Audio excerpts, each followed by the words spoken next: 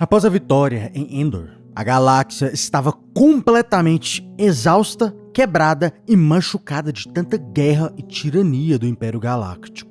Para bilhões de cidadãos comuns, Lord Vader era um pesadelo real e aterrorizante que escravizava planetas inteiros debaixo da bota do Império Galáctico.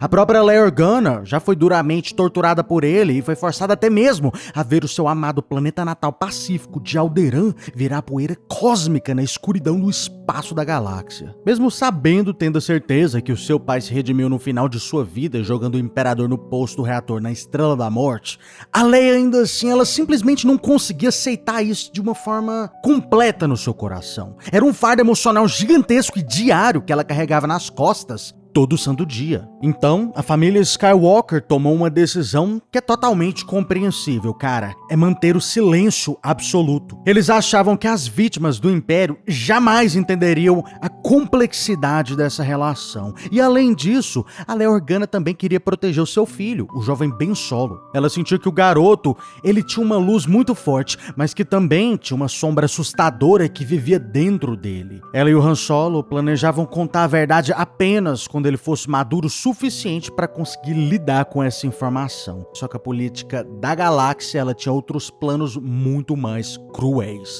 24 anos, mais ou menos, depois da Batalha de Endor, a Nova República, que agora era estacionada no planeta Rosnian Prime, estava em uma gigantesca bagunça governamental. O Senado da Nova República estava paralisado, travado, completamente dividido entre dois grandes grupos que se odiavam. De um lado, a gente tinha os populistas, que eram orgulhosamente liderados pela Leia Organa. Eles defendiam com unhas e dentes aí a total independência e soberania para os planetas aliados e tinham um pavor visceral de um governo central forte, com medo aí de se tornar um novo Império Galáctico. E do outro lado, a gente tinha os centristas, que achavam a República fraca, desorganizada e ineficiente. Eles queriam desesperadamente um exército maior, eles queriam mais controle sobre os cidadãos e leis mais rígidas.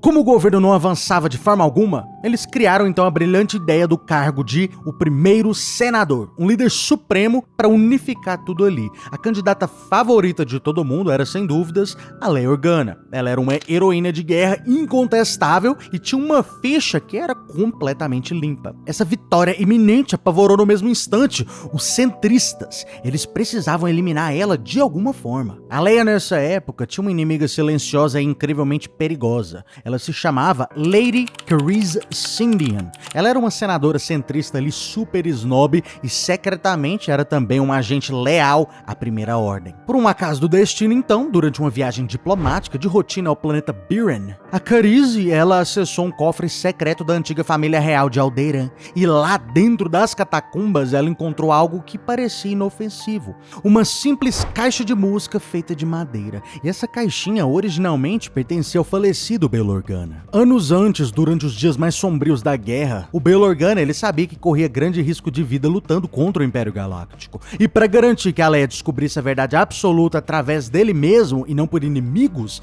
ele gravou um holograma secreto ali e escondeu o arquivo bem no fundo daquela caixa. Do lado do Bail Organa foi um ato de puro amor, proteção e cuidado de um pai com a sua filha. Só que nas mãos dessa manipuladora Carice, a política, esse amor inocente virou uma bomba política, cara. Depois de quebrar a segurança e abrir a caixa, ela viu o holograma lá emocional do Bail Organa confessando tudo. A mãe biológica da Leia era a antiga senadora Padmé Amidala e o pai verdadeiro dela era o Jedi Anakin Skywalker, o mesmo homem que se tornou Darth Vader. Pronto, tava ali a arma perfeita. Para não parecer que era apenas uma invenção política, uma fake news desesperadora da campanha política aí, a Carice, ela precisava de alguém que era completamente ficha limpa, né? Um cara íntegro, 100% confiável. Ela escolheu então o tal de Ransom Casterfol, um jovem senador centrista incrivelmente honesto. Só que o problema maior era que Casterfol, ele carregava um trauma infantil ali incrivelmente profundo. Quando ele era uma criança pequena, ele viu pessoalmente o Lord Vader invadindo o seu planeta e matando o seu povo. Ele cresceu sua vida toda odiando o Lord Vader com todas as suas forças. E quando ele recebeu aquele holograma, ele viu a oportunidade perfeita de arruinar a linhagem do Lord Vader. Tomado pelo ódio e um falso senso de justiça moral, Casterfo subiu correndo no palanque e ele discursou ferozmente sobre ética e transparência política. A imagem, então, gigante e azul do Bail Organa flutuava perfeitamente no centro do Senado, e ele revelou em alto e bom som para toda a galáxia que a favorita à liderança, a grande heroína amada da rebelião, era filha do maior monstro da história, o Lord Vader. O choque generalizado foi absoluto e imediato. O Senado inteiro virou um caos de gritos assustados. A Holonet explodiu, as manchetes espalharam por todo lugar. A Leia ficou completamente devastada. A sua vida pública, que tinha sido construída com muito suor, já estava arruinada. Ela foi xingada, foi chamada de mentirosa, descarada. Todos os aliados que ela tinha, todo mundo brutalmente virou as costas para ela. Ela foi obrigada a renunciar ao seu cargo político, e foi nesse dia amargo dessa expulsão que ela foi lá e juntou seus poucos generais militares que ainda eram fiéis a ela, e ela criou o que hoje a gente conhece como a Resistência. Só que o pior de tudo nem foi a sua carreira política necessariamente. O pior de tudo aconteceu com o jovem Ben Solo. O jovem Ben Solo, durante o acontecimento, estava totalmente isolado lá, treinando pacificamente no novo Templo Jedi com seu admirado tio Luke Skywalker. E ele não soube a verdade sombria através de uma conversa carinhosa. Ele tomou foi um choque violento, cara, assistindo os noticiários frenéticos, e ele conheceu a dura realidade exatamente junto com toda a galáxia de Star Wars. Descobri daquela forma fria e distante que o seu respeitado avô era o maior Lord Sith que já existiu, e que a sua própria família era um bando de mentirosos descarados, destruiu a mente do garoto de dentro pra fora de uma só vez. O Ben Solo se sentiu de repente como se ele fosse um monstro em potencial,